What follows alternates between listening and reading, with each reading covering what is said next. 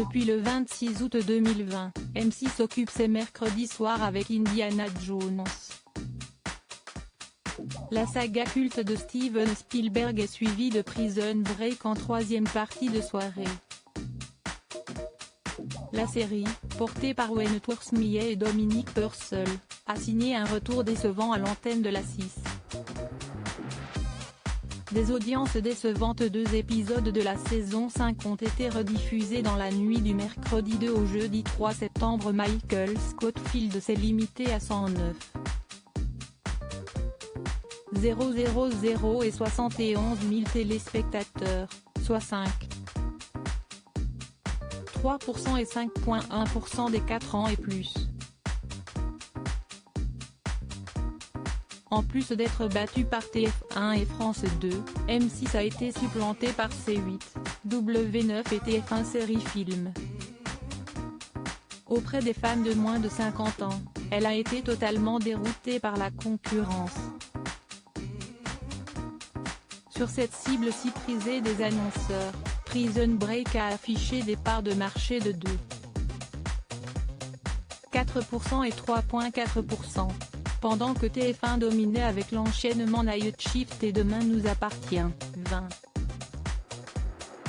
20,6% et 11,4% sur les femmes de moins de 50 ans, la TNT a tiré son épingle du jeu. New York section criminelle rassemblée 9,5% et 11,5% du public féminin sur TF1 Série Film, tandis que le documentaire de W9 sur les prisons américaines pointait à 13,5%. TMC et C8 étaient aussi devant M6 en se positionnant au-dessus des 6%. Le meilleur pâtissier bouscule Prison Break ce mercredi 9 septembre. M6 proposera 2 épisodes de Prison Break à partir de 1h35 du matin. Afin de peaufiner son évasion, Michael fait parvenir un message crypté à son frère et ses amis.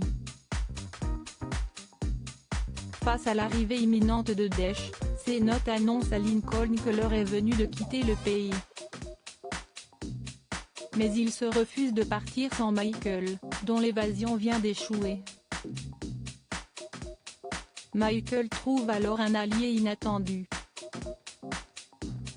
Prison Break est annoncé pour figurer dans les grilles de M6 jusqu'au mercredi 23 septembre.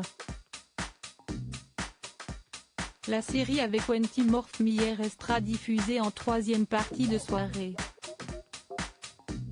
Puis, la 6 changera de stratégie pour le retour du meilleur pâtissier. Le concours de Julia Vignali lancera sa saison 9 le mercredi 30 septembre. Prison Break, qui achèvera alors sa saison 5, sera remplacé par Incroyable Gâteau.